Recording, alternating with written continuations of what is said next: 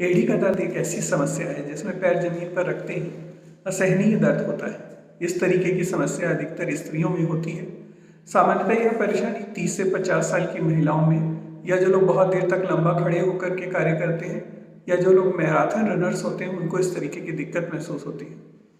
नमस्कार, मैं डॉक्टर आशुतोष श्रीवास्तव आज आपसे इस वीडियो में एड़ी के दर्द से जुड़े संभावित कारण और उनके उपचार के विषय में बात करूंगा। हमारे पैर में कुल 26 हड्डियां होती हैं, जिसमें सबसे बड़ी एड़ी की हड्डी कैल्केनियस होती है। इंसान की एड़ी की हड्डी को स्वाभाविक रूप से पूरे शरीर का वजन उठाने और संतुलन बनाए रखने के लिए किया जाता है। जब हम चलते हैं या दौड़ते हैं तो शरीर पर पड़ने वाले वजन को एड़ी के माध्यम से ही झेला जाता है। हमारे शरीर में एड़ी का कार्य बहुत ही महत्वपूर्ण है। यदि किसी कारणवश एड़ी में कोई चोट या कोई समस्या उत्पन्न हो जाती है तो इसका प्रभाव हमारे पूरे शारीरिक गतिविधियों पर पड़ सकता है। ऐसी ही एक समस्या है एड़ी की हड्डी का बढ़ जाना, जिसमें एड़ी और पंजे के बीच के हिस्से में कैल्शियम जमा हो जाता है, जिसके कारण एड़ी में हड्डी जैसा उभार आ जाता है। एड़ी की हड्डी बढ़ने से एड़ी में दर्द, सूजन और जलन जैसे लक्षण हो सकते हैं। इस समस्या का निदान करने के लिए यदि आप डॉक्टर के पास जाते हैं तो वो एक्सरे और शारीरिक परीक्षण जो होता है उसकी मदद लेते हैं। जब हम सुबह उठते हैं और ज़मीन पर पैर रखते हैं तो एड़ी में असहनीय दर्द होता है।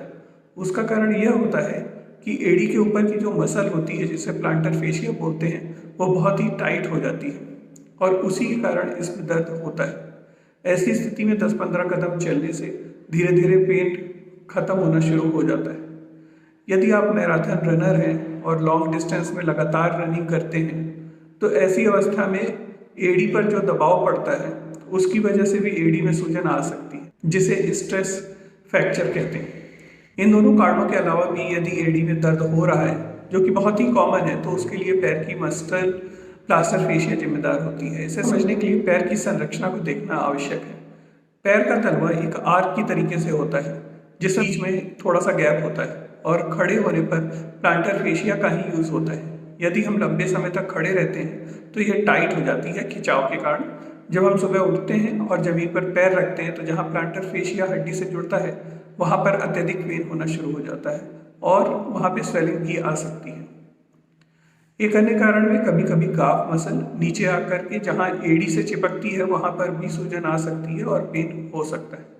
इन दोनों ही केसेस में कुछ बातों का ध्यान रख करके और कुछ एक्सरसाइज करके आराम से इसमें लाभ पाया जा सकता है। और शू की वजह से भी एड़ी का दर्द हो सकता है।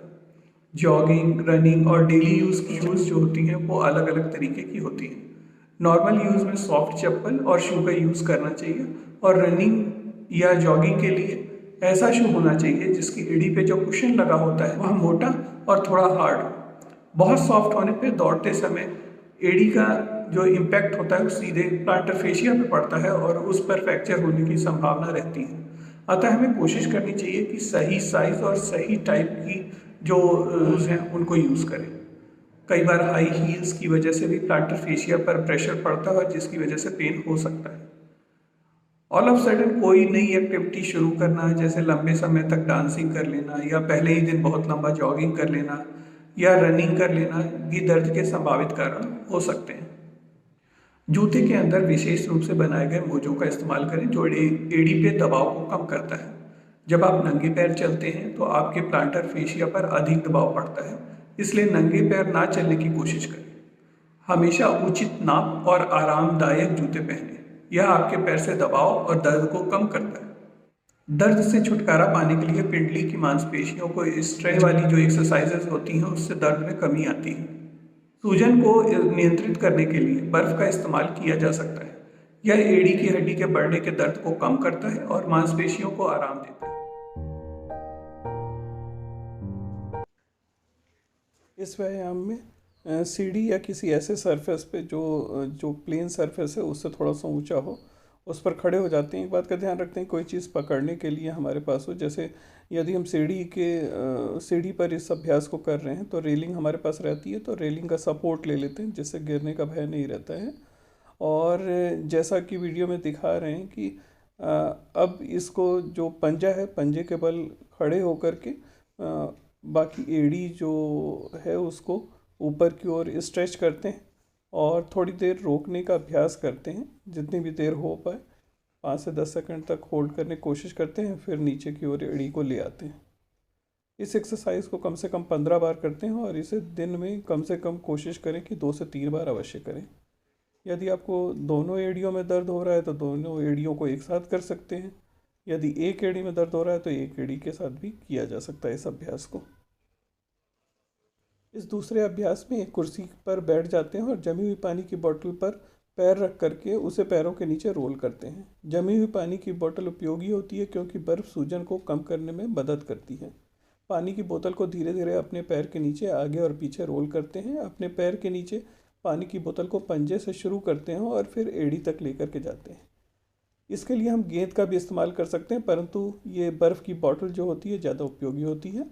बोतल को प्रत्येक पैर के लिए धीरे धीरे कम से कम 10 से 15 मिनट आगे और पीछे करते हैं और कोशिश करते हैं कि प्रतिदिन कम से कम 2 बार 2-2 सेट अवश्य हो पाएँ, जिससे हमें बहुत ज़्यादा तुरंत लाभ मिलता है। इस तीसरे अभ्यास में कुर्सी पर आराम से बैठ जाते हैं और एक पैर को दूसरे पैर के ऊपर रख लेते हैं, जैसा इस अभ्यास में दिखाया जा रहा है, और 1 फुट मसाजर रोलर लेकर के पैरों के तलवों पर रोल करते हैं। यदि रोलर उपलब्ध नहीं है तो उसके स्थान पर लकड़ी या कोई प्लास्टिक की रॉड लेकर के भी इस अभ्यास को किया जा सकता है। जैसे आइस वाटर बॉटल मसाज करते हैं उसी प्रकार से इस मसाज में भी पैरों पर रॉड को रोल करते हुए तलवों में मसाज करते हैं। दबाव बहुत अधिक नहीं रखते हैं, नहीं तो दर्द बढ़ने की संभावना रहती है। इसके अलावा पैरों का सिलिकॉन जेल हील पैड या सिलिकॉन जेल हील सॉक्स का भी यूज़ किया जा सकता है, जो एड़ी को सपोर्ट देता है और दर्द में काफ़ी राहत प्रदान करता है।